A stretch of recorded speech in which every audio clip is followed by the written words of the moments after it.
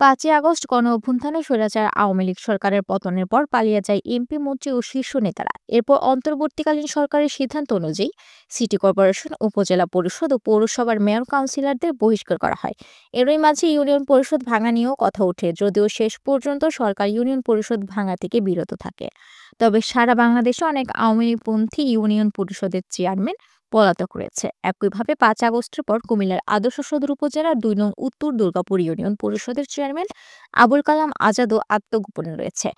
অবাক করার বিষয় হলো, আওয়ামী লীগের চেয়ারম্যান হওয়ায় পলাতক আবুল কালাম আজাদ, কিন্তু ভারপ্রাপ্ত চেয়ারম্যানের দায়িত্ব দেওয়া হয়েছে অত্র ইউনিয়নের সংরক্ষিত আসন ৭, ৮ ও ৯ নং ওয়ার্ডের মহিলা মেম্বার সোনিয়া আক্তারকে, যিনি কুমিল্লা মহানগর যুব মহিলা লীগের প্রচার ও প্রকাশনা সম্পাদক।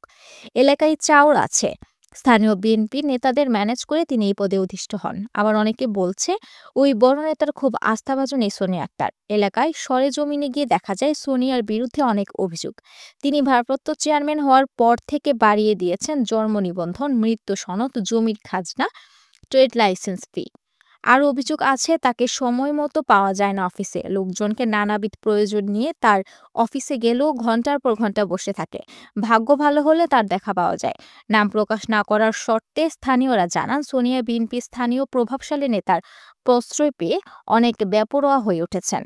তারা বলেন, আমরা কোনোভাবে মেনে নিতে পারি না স্বৈরাচার আওয়ামী লীগের মহানগর যুব মহিলা লীগের প্রচার ও প্রকাশনার সম্পাদক হয়ে তিনি কিভাবে বর্তমানে ভারপ্রাপ্ত চেয়ারম্যান হন। ইউপির বর্তমান সচিব মনির জানান, কোনো বিষয়ে আমরা বাড়তি ফি নিচ্ছি না, এটা সঠিক নয়। ২ নং উত্তর দুর্গাপুর ইউনিয়নের চেয়ারম্যান আবুল কালাম আজাদ জানান, ৫ আগস্টের পর নানা কারণে আমি আত্মগোপনে আছি।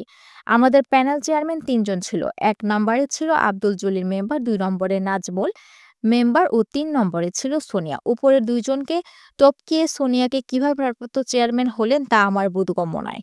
ভারপ্রাপ্ত চেয়ারম্যান সোনিয়া আক্তার জানান, আমি কিভাবে ভারপ্রাপ্ত চেয়ারম্যান হয়েছি তা জানি না। আমাকে ইউপির সচিব ডেকে নিয়ে বললেন, আপনি উপজেলা নির্বাহী কর্মকর্তার সাথে দেখা করেন। পরে আমি উপজেলা নির্বাহী কর্মকর্তার সাথে দেখা করলে তিনি আমাকে ভারপ্রাপ্ত চেয়ারম্যান হিসেবে দায়িত্ব পালন করতে বলেন। এর বেশি কিছু আমি বলতে পারব না। এ বিষয়ে সদর উপজেলা নির্বাহী কর্মকর্তা ফাতেমাতুজ জোহরা জানান, আমি এখানে নতুন আসছি। এ বিষয়ে কিছু জানি না, তবে আমি খোঁজখবর নিব।